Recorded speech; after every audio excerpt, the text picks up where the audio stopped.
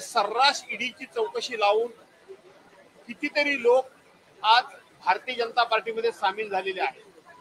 आज जर आपण बघितलं तर रवींद्र वायकरांची अवस्था तीच, अर्जुन खोतकरांची अवस्था तीच, भावना गवळींची अवस्था तीच, प्रताप सरनाईकांची अवस्था देखील तीच। अशा पद्धतीनं अनेकांच्या ईडीच्या चौकशा लावून त्यांना आपल्या पक्षामध्ये घेतलं जातं आणि आपल्या पक्षामध्ये ते आल्यानंतर त्यांची चौकशी बंद होते। तर आज जनसुरक्षा विधेयक जे आहे ते सभागृहाच्या पटलावरती मांडलं जाणार। तर या जनसुरक्षा विधेयकाच्या संदर्भात जवळपास 12 ते 13,000 हरकती राज्यभरातून आलेल्या होत्या।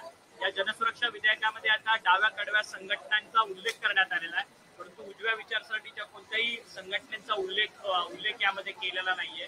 फंडामेंटल्स राईट्स अर्थात मूलभूत अधिकारांचं उल्लंघन करून अटक सत्र होतील या सगळ्या विधेयकामुळे, असं देखील म्हटलं जातं। असं आहे की आज महाराष्ट्र विधानसभा विधेयक क्रमांक 33 2024 हे आज चर्चेकरता आणि मंजुरी करता आजच्या कार्यक्रम पत्रिकेवर दाखवण्यात आलेलं आहे।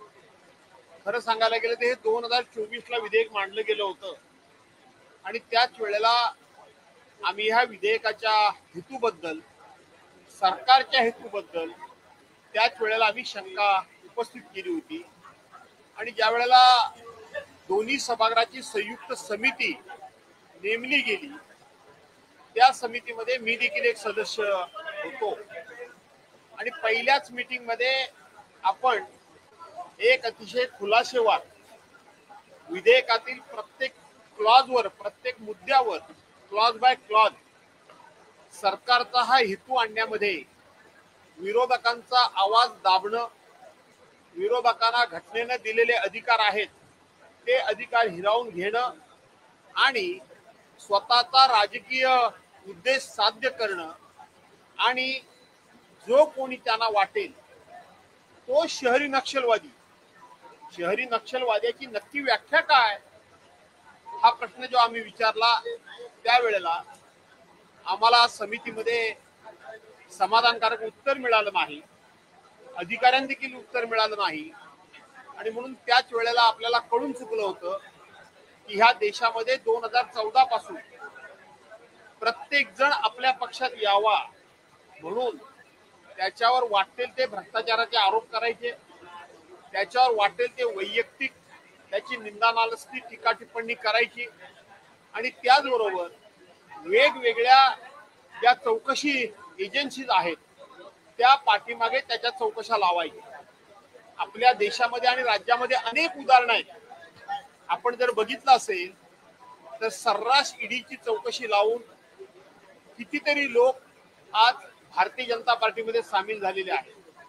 आज जर आपण बघितलं तर रवींद्र वायकरांची अवस्था तीच, अर्जुन खोतकरांची अवस्था तीच, भावना गवळींची अवस्था तीच, प्रताप सरनाईकांची अवस्था देखील तीच।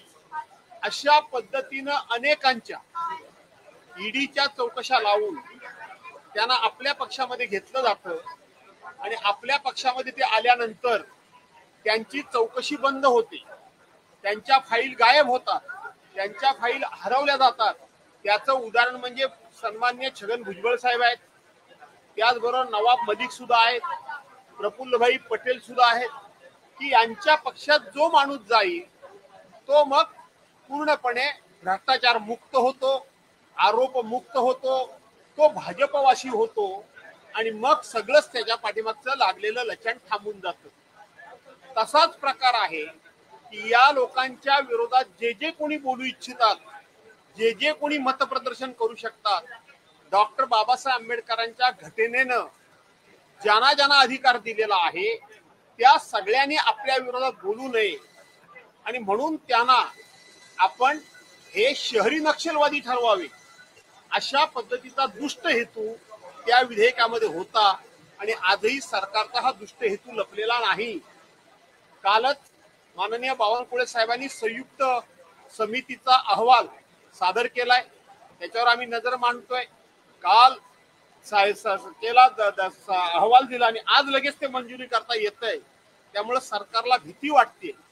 कोणाकोणाला हे अडचणीत आणू इच्छितात, तर हे आणू इच्छितात ऍडव्होकेट असीम सरोदेना आणू इच्छितात, त्या ठिकाणी निखिल वागळेंना आणू इच्छितात, विश्वंभर चौधरींना आणू इच्छितात, निरंजन टकलेंना आणू इच्छितात, मुक्ता कदमना आणू इच्छितात, आमचे अनिश गाढवेंना आणू इच्छितात, रवींद्र पोखरकरना आणू इच्छितात.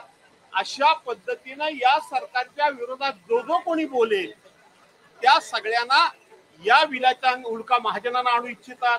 अशा पद्धतीने डावे आणि कडवे म्हणजे काय? त्यावेळेला आम्ही प्रश्न विचारला होता की शहरी नक्षलवाद, तुम्ही जनसुरक्षा योजना असं नाव फार गोंडच दिलंय, पण आतमध्ये व्याख्या करताना शहरी नक्षलवादाची व्याख्या काय, ती व्याख्या त्यांना सांगता आली नाही. आणि म्हणून त्याने तुम्ही आता म्हणता त्या पद्धतीनं डाव्या विचारांचे आणि कडवट. डाव्या विचारांचे म्हणजे काय? सत्ताधारी पक्षाच्या मताच्या पेक्षा वेगळं मत मांडणारे, त्यांचे विचार मांडणारे, आणि म्हणून त्यांचे विचार दाबणं. काही लोकांना मी मगाशी म्हटलं ED, CBI, NIA, income tax, SIT या चौकशा लावून त्यांची तोंड बंद केली. आणि आता जे अशा पद्धतीनं कोणी धाडसानं बोलतायत त्यांची तोंड आता बंद करणं, अशा पद्धतीचा दुष्ट हेतू या विधेयकामध्ये आहे. आम्ही समितीमध्ये विरोध केला. आम्ही आता हे विधेयक मंजुरी करता येईल तेव्हा सुद्धा आमची भूमिका आम्ही मांडणार. सर, या सगळ्या विधेयकामध्ये देशविघातक आणि समाजविघातक लोकांच्या संदर्भात कारवाई केली जाणार, परंतु अशा समाजविघातक, देशविघातक जी लोक आहेत ती उजव्या विचारसरणीत देखील आहे. साध्वी प्रज्ञा सिंग असेल, कर्नल पुरोहित असेल, या लोकांवरती देखील आता खटले सुरू आहेत बॉम्ब ब्लास्टच्या संदर्भातले, आणि त्यांच्या इतर काही 30-40 संघटना आहेत त्या. मला पत्रकार म्हणून तुमच्या धाडसाचं कौतुक वाटतं. मला तुमच्या अभ्यासाचं जाहीरपणे कौतुक करायचं आहे की तुम्ही फक्त ते काय बोलतात ते दाखवतात. पण पहिल्यांदा असे प्रश्न तुम्ही विचारले, डावे आणि उजवे देशद्रोही नाही, पण यांच्या विरोधात बोलतील ते डावे. जसं त्यावेळेला शहरी नक्षलवादाची व्याख्या ते करू शकले नाहीत, त्याच पद्धतीनं ते डावे म्हणून शेवटी शब्द बदलला, शब्द छल केला, पण मनातलं पाप हे सरकारच्या मनामधलं लपलेलं नाही. त्याचा कुठेतरी विरोधकांना असं पहिलं विधेयक आहे, ठराविक मुदती करता त्या ठिकाणी पब्लिक डोमेन मध्ये त्याला पाठवण्यात आलं. लोकांचं म्हणणं काय आहे, लोकांचे ऑब्जेक्शन सजेशन्स काय आहे, हे ज्यावेळेला जाहीर केलं, आणि तेही कसं केलं थोडं सांगतो तुम्हाला विस्तारनं. ते कसं केलं तर त्याची एवढीशी जाहिरात दिली, आणि रोज ह्यांच्या जाहिराती पान भर, ते 3-4 चेहरे किळसवाने, आणि हातामध्ये ती पुस्तकं, आणि रोज जाहिराती.